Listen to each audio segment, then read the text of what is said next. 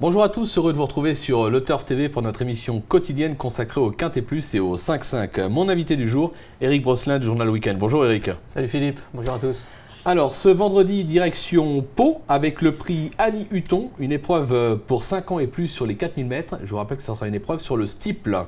Le sommaire, on débutera par l'analyse du Quintet Plus 5-5, suivra le prono de notre consultant, sans oublier le conseil de jeu. En parlant de jeu, je vous rappelle que si vous n'êtes pas encore client Le Turf, vous avez jusqu'au 28 février pour bénéficier d'un bonus de 200 € de bienvenue. Éric, on attaque une épreuve toujours ouverte à Pau. Maintenant, on semble quand même avoir des bases qui sont très solides en valeur intrinsèque. On ne doit pas être loin du compte maintenant, ça reste à Pau. C'est Pau, on ne sait jamais. Voilà, on va quand même y aller sur la pointe des pieds, voilà. Mais on a quand même des bases solides. Avant le coup, oui. Notamment votre favorite, le numéro 3, Usten Mikara, vous le prononcez mieux que moi, invaincu sur le steeple palois. Ouais. Certes, ça monte de catégorie, mais au papier, base incontournable. La base incontournable, la dernière fois, elle a vraiment gagné dans un canter. Il y avait 12 longueurs au passage du poteau. Alors certes, il n'y avait que des femelles. Donc forcément, c'est plus compliqué cette fois-ci. Maintenant, si je me souviens bien, Jacques Ortais, à l'issue de cette victoire, avait dit « je vais la préparer pour le prix Gaston Phébus ». Okay. Voilà, le prix Gaston Phébus, une des épreuves principales du calendrier palois, qui aura lieu dimanche. Donc, s'il a préféré aller sur ce quintet, je pense qu'il s'est rendu compte que le niveau s'était un petit peu creusé. Donc, il s'est dit « ce sera plus facile ». C'est une fille de Turgeon, si je ne me trompe pas. Le terrain lourd, forcément, elle va adorer. Elle a déçu qu'une seule fois depuis le début de sa carrière. Avant le coup, c'est vraiment une priorité, je pense. Base incontournable, on est d'accord. Autre base incontournable, le numéro 11, Diamant Charme. Alors, il reste sur 5 podiums, dont une récente deuxième place à ce niveau à Pau.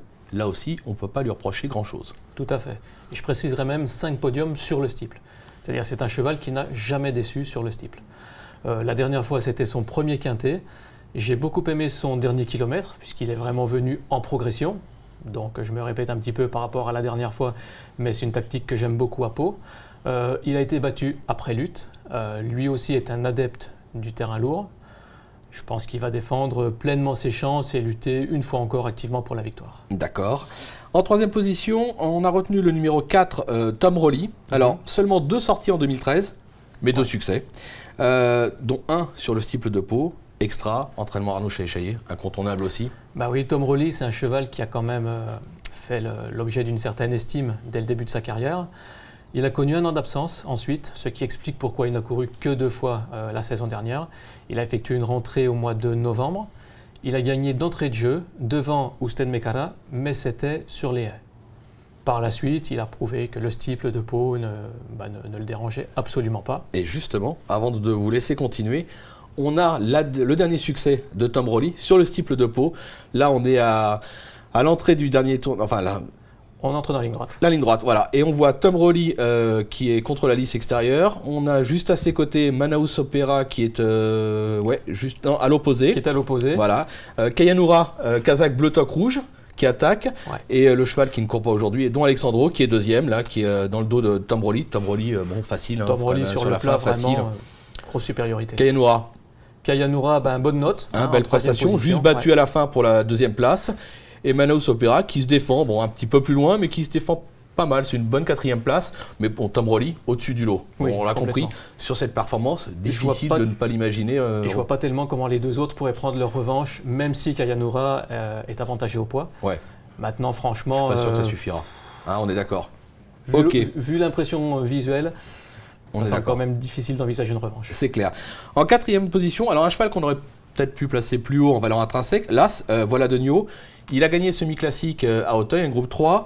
C'est un cheval qui apprécie Pau. Maintenant, 72 kg dans ce terrain-là.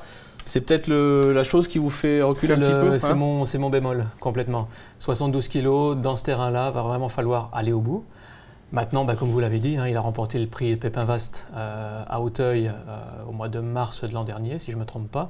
Alors, le prix de Pépin Vaste, c'est sur les haies. C'est un cheval qui a été orienté vers le steeple en fin d'année. Il a prouvé qu'il était vraiment très compétitif. Il avait battu Diamant Charme, si je ne me trompe pas. Diamant Charme qui est cette fois-ci mieux placé de 6 kg. Voilà pourquoi je pense que Diamond Charm sera devant. Il n'y avait que 3 longueurs entre les deux lors de cette course. Par conséquent, je dirais que oui, vu le poids, la théorie, me font penser qu'il est peut-être plus compétitif pour une place que pour la victoire. D'accord. En 5e position, on en a parlé dans la course référence, le numéro 7, Kayanura. Alors, extra à Pau, notamment ces derniers temps, mais bon, comme on l'a dit, la gagne difficile. Par contre, une place, sur ce qu'on vient de voir, logique. Bah oui, surtout que extra à Pau, c'est-à-dire 5 courses en steeple, 5 fois à l'arrivée. Par conséquent, Kayanura, comment dire, c'est une fille de Kayazi. Le terrain lourd, ça ne va absolument pas la déranger. C'est clair. Elle est entraînée par Jean-Pierre Totin. Jean-Pierre Totin à Pau. C'est pas le plus maladroit. C'est pas le plus maladroit. Dès lors, je pense que voilà, plutôt pour un accessite avant le coup. Maintenant, bon, si certains favoris venaient qu'à avoir une défaillance, pourquoi pas la retrouver sur la plus haute marche du podium. Tout à fait. Voilà. Bon, en tout cas, on l'aura compris, 5 bases qui semblent vraiment très très logiques. On aimerait vous dire, on va vous le donner en 5. On aimerait surtout vous le donner en 5. Maintenant, on en aura quand même rajouté 3 autres derrière pour compléter, parce qu'on sait qu'à Pau, il peut y avoir des surprises ou une défaillance de favoris, comme l'a dit Eric il y a 2 minutes. Donc Eric, si vous pouvez nous faire un petit rappel de votre sélection, vos 8. Allez, on va commencer avec le 3, Ousted Mekara. On va continuer avec le 11, Diamond Charm. Le 4, Tom Rowley. L'As, Voilà de Nuo. Le 7, Kayanura. Le 13, Manaus Opera. Le 8, Puissance 4. Et le 12, Van Hotel. Ok. Concernant le conseil de jeu, bon, on n'a rien inventé, 3 bases solides, 3, 11, 4. Derrière, on a rajouté l'As, le 2, le 7, le 8, on a ouvert un peu les jeux, le 10, le 12 et le 13. Un jeu qui coûtera 21 €, on peut jouer à 50%, on peut jouer à 10%. Je vous rappelle qu'il y a un jackpot qui s'élève à plus de 7 000 €. C'est une course, franchement, au papier, on devrait passer à la caisse. Donc, avec un peu de chance, si vous attrapez au passage le jackpot, 7 000 €, pour aller à 50%, 21 €, 11,50 €, 10,50 €, pardon, c'est jouable quand même. C'est pas mal. Oui, surtout, franchement, la course a quand même l'air assez carré. Assez carré. Puis voilà. Les soldes, c'est jusqu'au 8 février, donc il faut en profiter. Écoutez, merci beaucoup Eric pour toutes ces informations et je vous dis rendez-vous à très vite sur le Turf. Sans problème. Merci, au revoir et bon jeu. Merci, au revoir.